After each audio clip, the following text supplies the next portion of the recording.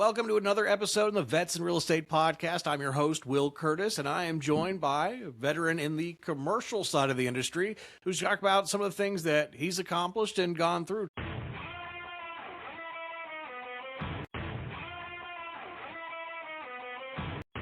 Tony, thank you so much for being willing to share your story with us. Sure. Thanks, Will. Thanks for having me. Yeah, so tell us, what did you do in the service? I'm guessing with the C-130 in the background, that's probably got something to do with it, yeah? Yeah. We actually, I joined the Nevada Air National Guard in 1992, enlisted as a F4 crew chief with the desire to fly for the Air Force. And so it was not the most direct route. I got a degree in aerospace engineering with the intent of flying for the Air Force.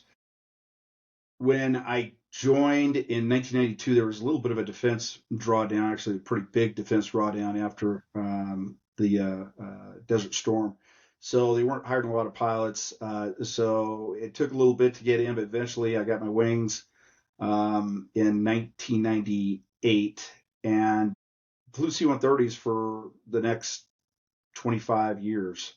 With that, I came up through the ranks, aircraft commander, instructor pilot, became a squadron commander, group commander, and eventually transitioned over into the reserves, where I was the senior Air Force emergency planner for California, Nevada, Arizona, Hawaii, and Guam. So I had a pretty big area that focused on any sort of recovery from a natural disaster, fire, wildfires, or hurricane, typhoons, any sort of host of events that we see seems like more and more regularly. Maybe it's because I was more exposed to it with the job.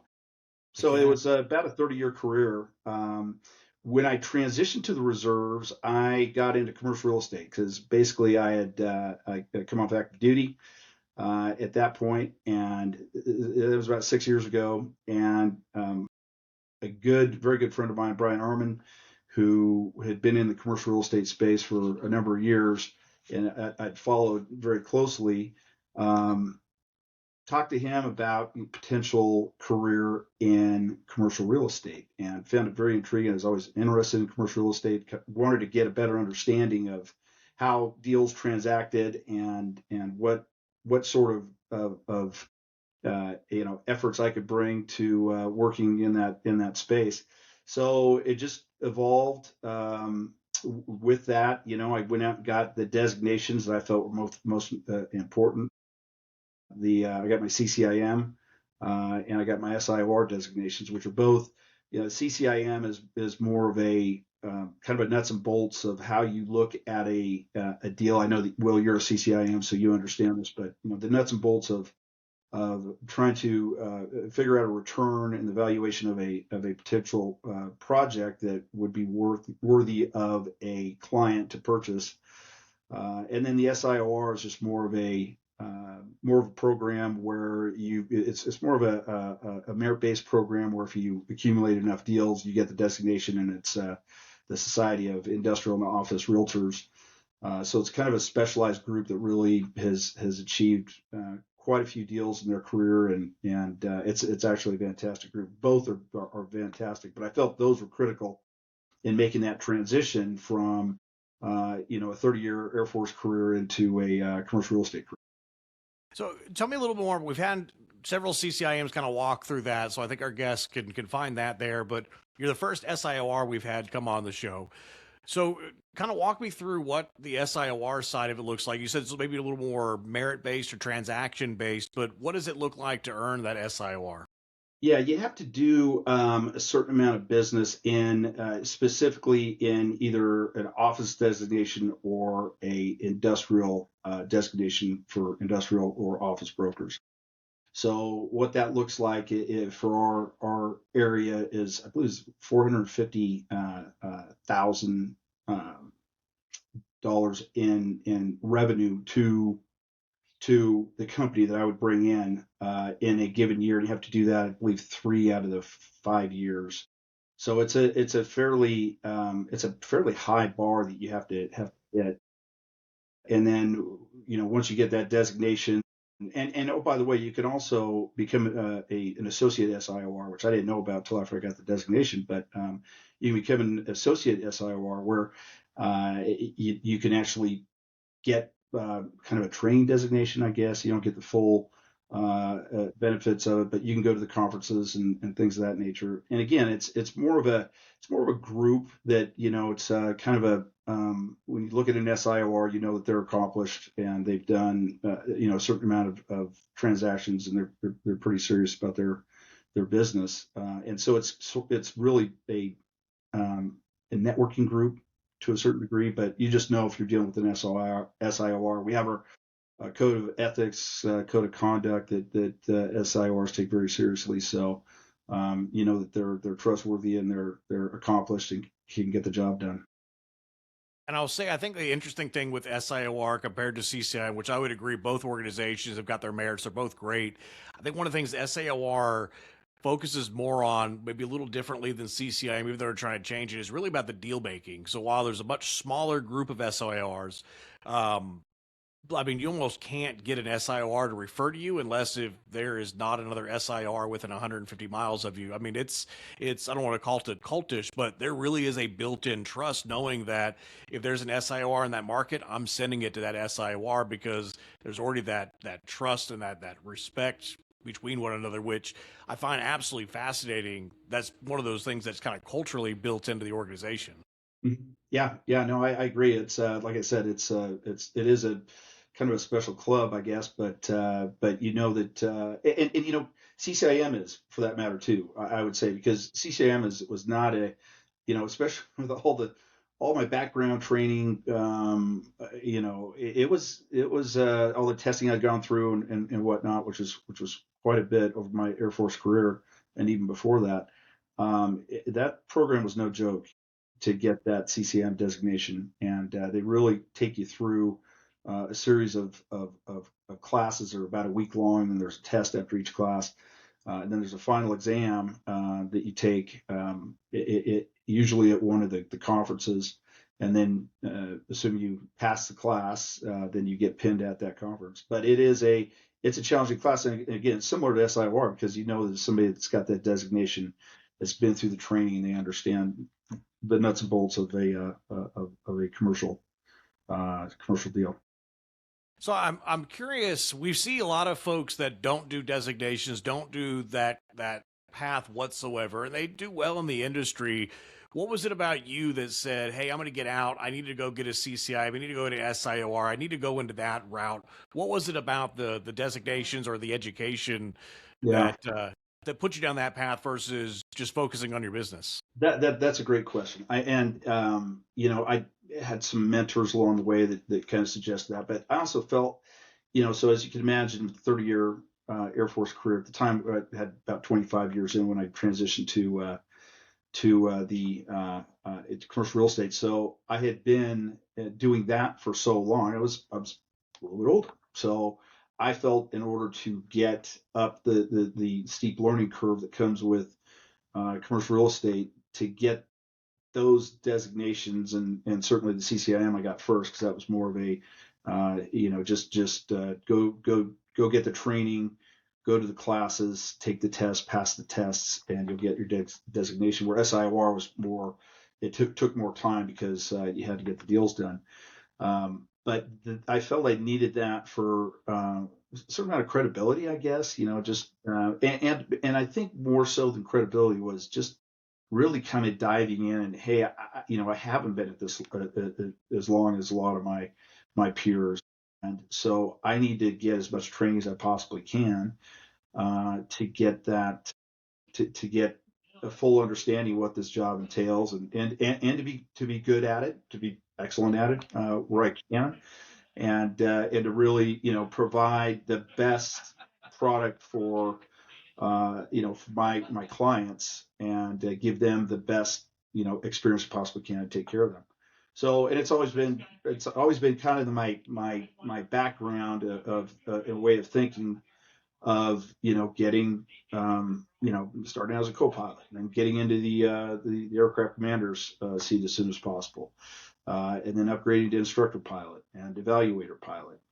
We brought a program on that I personally worked on out here at the Nevada Guard, which brought the firefighting program called MAFS, which is the Modular Airborne Firefighting System, into the Nevada Air National Guard. There's only 4 MAFS wings across the country. So again, that was another.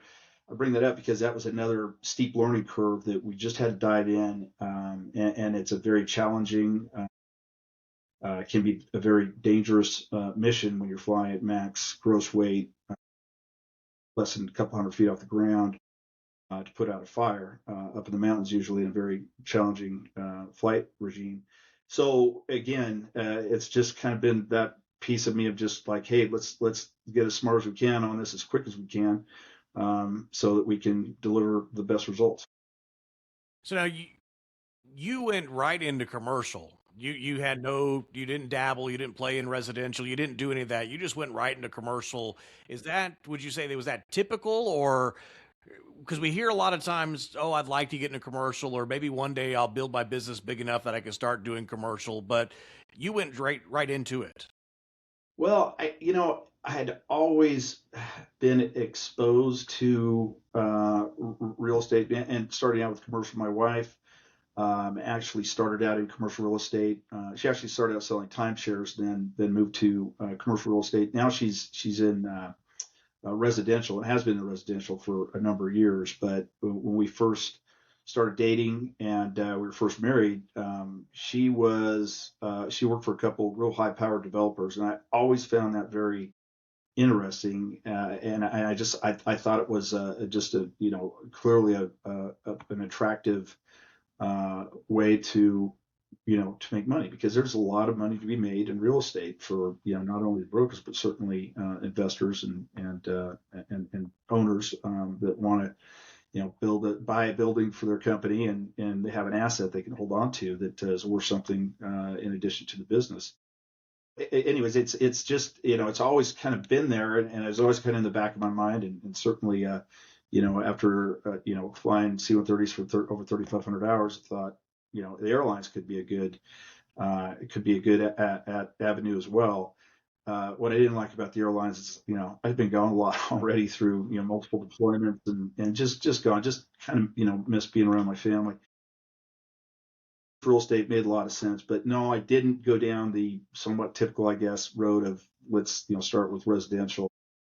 I liked commercial real estate. I especially liked industrial because there's some aspects about industrial that I think clicked well with me, understanding the systems of an aircraft, but then also going into, and every type of building has their own, specifications to it. But industrial seemed more up my alley, is more focused on, the size, clear height, power, dock packages, all the things that I think I'd always kind of been interested in that world, in logistics, and then certainly flying C-130s is logistics as well. So it just kind of made sense, and it allowed me to move into that space. I don't want to say with relative ease, because it was a challenge for sure. It always is.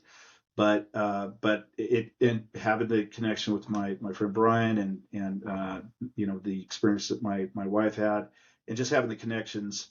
I was born and raised in Reno, Nevada. That's where the Nevada Guard is. Started out with we had a office products business that the family owned for a number of years. And when I made the transition to the Air Force, I kind of got out of that, but I had enough business experience. Incidentally, Brian and I sold Xerox copiers back in when we first met back in the early 90s. So sales training was very important aspect of it, and then having the connections, the local connections to business owners and things of that nature, I think has been has made it effective. But I was just more attracted to the industrial side of the commercial real estate more so than really anything else, and certainly residential. Not that there's anything wrong with residential, but it was just seemed like it just industrial commercial real estate was a better fit. I think for the listeners who aren't familiar, commercial really gets broken up into several different buckets where you've got office, retail, industrial. You'll have multifamily, you have land development. So you kind of get there and even get in more specialized things like hotels and Right. schools. There's a lot of specialization. Now you kind of said you found yourself a little more interested in industrial. Did you do any of the other product types and just realize, dear God, no, this isn't for me? Or were you Yeah, just kind sure. of dead set right into industrial and knew that was for you? Yeah, I mean, the way we built our company here, it's really kind of siloed into those. We have an office team, an industrial team, kind of a retail team, and we do have a retail team and a multifamily team. We try to stay in our lanes. Invariably, you have a connection, a family connection, or something that has, a product that's outside of your, outside of industrial, for example. I would get involved with those deals just for the connection to the owner or potentially the buyer or the tenant. So that occasionally I'd go into those types of realms, but for the most part, I'd say most of it has been by far has been industrial, a little bit of office, not much retail. I am working on a multifamily deal right now, but I've got some help with that because I just you want to kind of stick with what you're good at, and they can get each one of those market disciplines, industrial office. There's quirks to each one of them, and I think staying focused in staying in your lane, so to speak, with those. I think it's healthy for the business, but I think it's also healthy for us as brokers to really give a maximum amount of attention and knowledge in those areas of discipline, be it industrial, retail, office, whatever.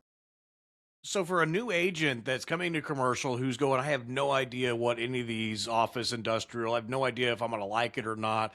How would you advise somebody new coming in to say, okay, how do I pick that specialty? And I know if you go to some of the larger brokerages, they're like, congratulations, we're hiring for multifamily. Congratulations, that's your specialty.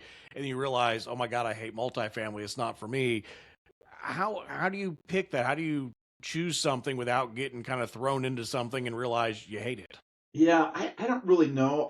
To me, it was natural, and I'll give you an example. So, like I said, we had an office furniture business, an office equipment business growing up. So I kind of thought I'd kind of go into office. But Makes when sense. I got into when I started in commercial real estate, it was fall of 2019, and right around the corner was COVID. And so it over the next few months from when I started to when COVID really hit, the path was very obvious to me. Chosen for you a bit. It totally chosen for me, yeah, because office, everybody was working from home, so office was in office even before that seemed like it was kind of struggling. But COVID, with the e-commerce that was necessary to that really grew like crazy, in every market, but certainly Reno benefited greatly from COVID, as bad as it was. But from an industrial broker's point of view, it was great. It was a great time to come in because there were so many deals happening, and the velocity and size of the deals that were coming through were just it was an unprecedented time. And it's certainly slowed since then. We're still getting deals done and making stuff happen, but there is a that for me it was chosen for me. So I wouldn't change anything. And like I said, I think I kind of already was kind of heading in that direction, but COVID just sealed the deal. I will say that's one of the things, not that I regret things I've done in my career, but I typically have found myself as an office and industrial broker. Generally, where I've kind of found myself between the two. And when COVID hit, I saw everybody leave office and go to industrial. And I was tempted to do the same thing. And I was like, you know what? I've got the ability to stay. I'm going to hang out. I'm going to be here. I'm going to be the last guy that's the office broker. I'm going to be friends with everybody through the downtime. So they're going to come back to me. Right. That was my mindset. Here I am 5 years later. Uh, office isn't back, and I've watched a lot of my counterparts who went over and worked industrial. And I'll say the fun thing about industrial, I like those people better. and not anything against my office folks, but who you work with. A little more blue collar, a little more salt of the earth. Your handshake is all that needs to be. Where office can be a little more corporate, maybe a little more litigious in that setting. And I think as somebody coming in trying to find, somebody trying to find a specialty, it's kind of finding out who you want to work with and who you're going to like working with. Where I think, to me, coming from the military, very blue collar oriented, military type positions, a lot of logistics folks are prior military as it is. So it's instant kind of, yeah, I mean, instant rapport in those sense because the culture I think is so much similar. Maybe I'm just thinking from the Army, the culture was similar. Maybe the Air Force is the same for Yeah, you.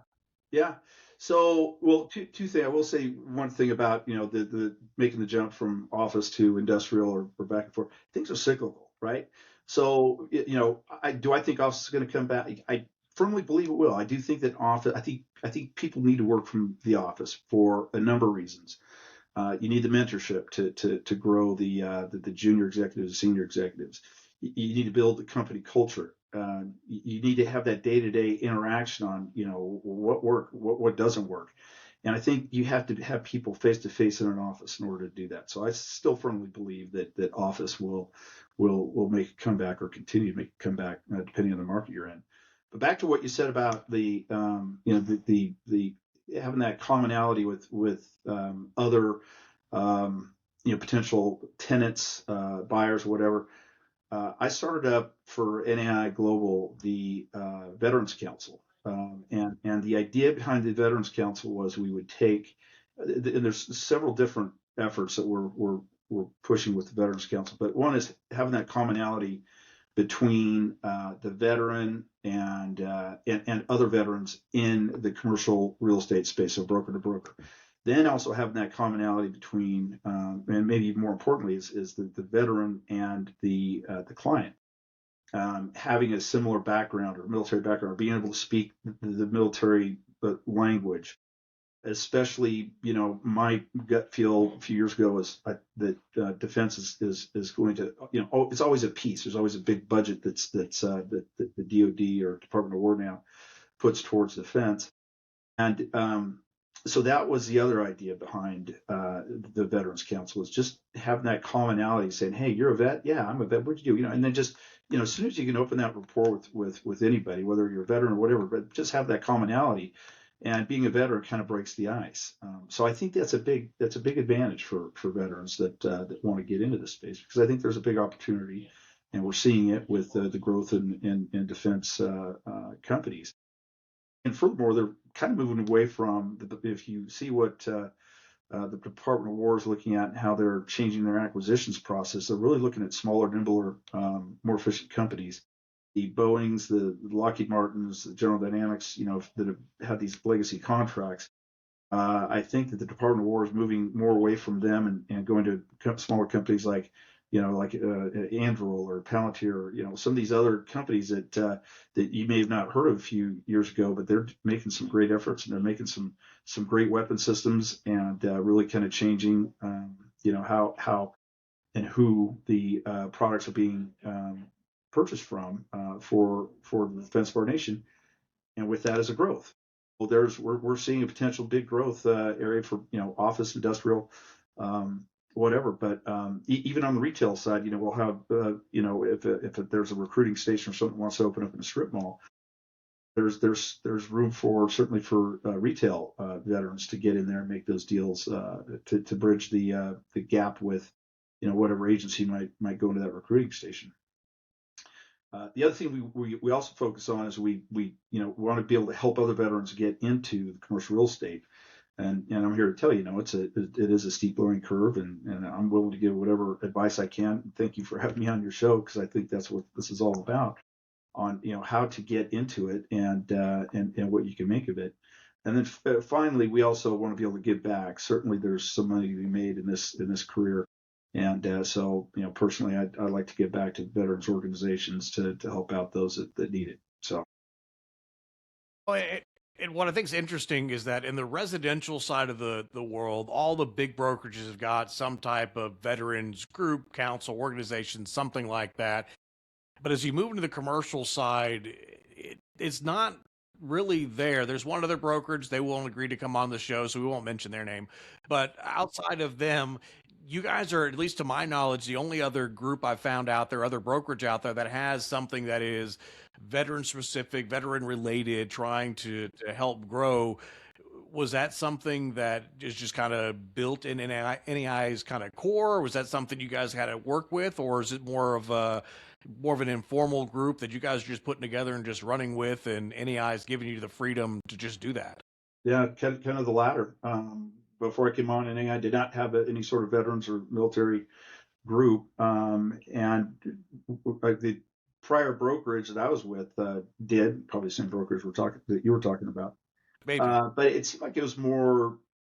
It was a good group, but it was more just kind of getting together, kind of more bridging the communications broker to broker. But we want to take this to the next level, really kind of get out there. And so we have a quarterly a call, a Zoom call with with the council, and try to talk about what is going on in the different markets, who's growing where. I've also brought in another organization, NDAI, which is a national, DIA, which is National Defense Industrial Association. And what they do is they have meetings, they have chapter meetings, they have big conferences where they have different military users, defense contractors, and folks that do a lot of business with the military, and those sorts. I think that we've just started tapping into that, but I see that as a way forward to really kind of get into these different sectors of defense contracting in different markets. So that's kind of my push right now within the council, is to get more involved with that. And it's really up to the brokers in their areas. But we have gotten a discount program with NDIA to get in there and start doing business with potential users and folks that are growing their defense or veterans related business. So that's been a big push with the group. But there's again, it's just getting together and talking, maybe sharing some experiences, but really. Hey, where's the growth right now? What are you guys seeing out there? Where can we be more effective? And where can we use that NAI global platform to reach across not only the United States, but other parts of the world that are experiencing defense growth as well? So I would imagine with the council, you probably have, brokers that are 20, 30, 40 years into the career and 2, 3 years into their career. Is there anything that you have seen, and maybe even from your journey, that coming from the military, this or that, or these skills or this experience just makes you completely excel as being a commercial real estate agent? Yeah, I think it's just kind of been always my core belief. You gotta you, you have to be responsive, and that was the advice that I got from anybody and everybody that's in the business. Deals can take a while, sometimes a lot longer than you think. They tend to go longer sales cycle than certainly residential. But being responsive and staying in front of the client, trying to, we used to call it, in flying C-130s or any aircraft for that matter, you try to stay ahead of the airplane. And if you're, flying an instrument approach or flying some sort of airdrop mission or some other mission, you're trying to stay ahead of what is going to happen next, so that you're not playing more defensive or you're being proactive instead of reactive. So again, trying to stay ahead of, hey, what is this client going to need? How can I help them? Maybe going beyond just, hey, here's a piece of property. What do you think? Here's the additional steps that you're going to need to do to close on this. So again, it's just, it's just being open and certainly being as responsive as you possibly can to your client. What about maybe the opposite side of that from military veterans that are coming in? Are there any traits or skills that you see that may be hurt, or things they've got to overcome to find success in commercial real estate? Well, coming from the government world to the commercial world can be a change. That's a challenge. And I think a lot of veterans, they have that challenge where everything's kind of set for you. You got to set salary. here's your training program. Here's, tons of money that they'll put towards equipment or training, whatever. Where, on the real estate side, you're really on your own. I mean, I'm a 1099 employee, which means if I'm not working, I'm making money. If I'm not working, I'm not making money. So there's no guaranteed salary you have to perform. So I think that's kind of a challenge. But I will say this: I think veterans are fairly detailed oriented. There's a goal or a mission that they have to accomplish. So what is that? Is that selling this building? Is that defining this tenant of space that works for them? Is it growing the business? It's there's a number of things. But I think I think for the most part, I think folks in the military are fairly goal oriented. There's a reason they wanted to serve. For something bigger than themselves, and there's a common goal with the defense of our country and the military, and so I think having that kind of that goal focus, goal orientation keeps is a fantastic asset for veterans, and that's another reason they should certainly be looked at for employment. Yeah, no, I can certainly see that, and we've had some of our guests joke, language, being able to talk to people, Yep. Those are other things that kind of come Yeah. into there as The well. alphabet. Where, Yeah, the I know alphabet when, soup when of of I, acronyms. Yeah, sure. yeah, I know when you and I had our prep call, like very quickly, like, we kind of got into, chatting and able to build rapport pretty quickly. And I think that's one of the things that works well, but we're both pretty direct with each other as we're having the conversation. Sometimes that can be a challenge, Yeah, transitioning as well as yeah. not being anywhere near as direct. I was doing performance reviews with my staff this morning, and I was like, be nice, be nice, be nice. I can't do it like I did somebody's NCOER. Like it's a little a little bit different, in that side too. Yeah, and I would say that the other thing is we refer to the hierarchical categorization of the military. It's you got a commander or you got a subordinate. There's this chain of command, right? Not so much, and it's a more of a flat structure, and I think just in not only real estate, but I think for the most part a lot of the private world out there. So that's a little bit of a change sometimes that you have to kind of adapt to that. So that's an expected change in how things used to roll, or how you used to think about well, I got to talk to this guy before I can talk to this guy, and it's like, no, just get the information out there, share it as much as possible, and just be be upfront and direct. I think directness always works good. Yeah. So as we kind of start wrapping up, knowing what you've known now, knowing what you've gone through, if you could give yourself advice to kind of go back and relook at what you already know, what advice would you give yourself, 6, 7 years ago, as you're getting ready to make that transition into commercial real estate? What would you have done differently, or what advice would you give yourself? Boy, that's a I don't want to come across like I've got it figured out. That's always a good, it's always good to be a little introspective and look back and say, hey, what would I have done differently? I'd like to think that I wouldn't have done anything differently, but certainly there's always, there's always the capacity to improve. I think that, I do believe that being in, you know, going into a specific, I'll call it discipline for lack of a better term, of a market. So, hey, I'm going to go industrial, I'm going to go office, I'm going to go, and just being the best you possibly can in that discipline. And I think there's some folks will, for whatever reason, they'll take any deal, and they're more of a generalist. And I'm not, I mean, I get it, but I think in order to really provide the best service for your client, which at the end of the day, that's what we deliver. That's our value, is being, as expert as you possibly can, in that area. So, taking the time, having the focus, and really going in and just, pouring it all in there.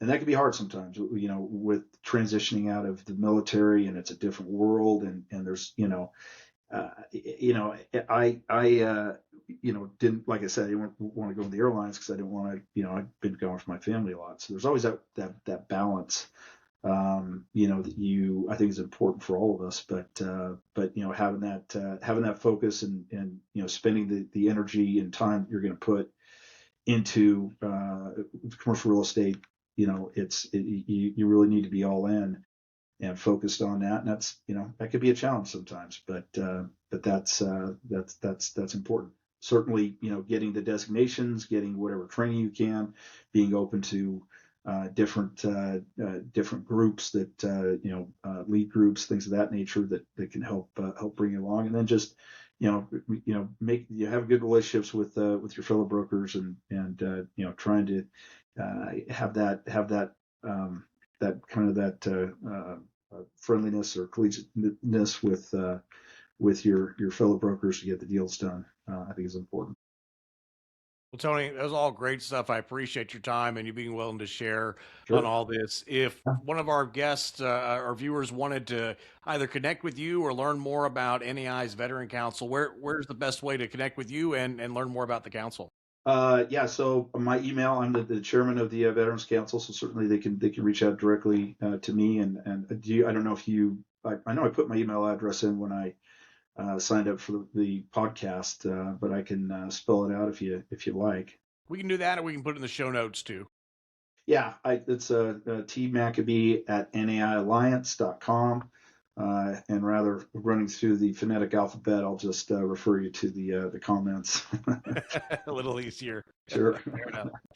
Well, again, Tony, thank you so much. And for our viewers, if you found value in this one, if you had questions, feel free to throw those into the comment section, or let us know that you enjoyed the show. And of course, be willing to share this to somebody else who may be looking at the same transition, maybe looking to go into commercial real estate and want to know what that looks like. Feel free to share the episode with them as well. And again, Tony, thank you so much for your time and being willing to share your expertise with us. Yeah, and Will, I just want to say thank you for you too. I think this is a very valuable program, Vets in Real Estate, and I think you're doing a wonderful thing, helping our veterans out there that are looking or maybe considering this career path. It's a wonderful career path, and I know that I've gotten a lot of fulfillment out of it, not just economically, financially, but just understanding how the real estate world works. So keep up what you're doing, please, Will, because I think it's another great service you provide to veterans. Thank you. Appreciate it. Thank you so much. Yep.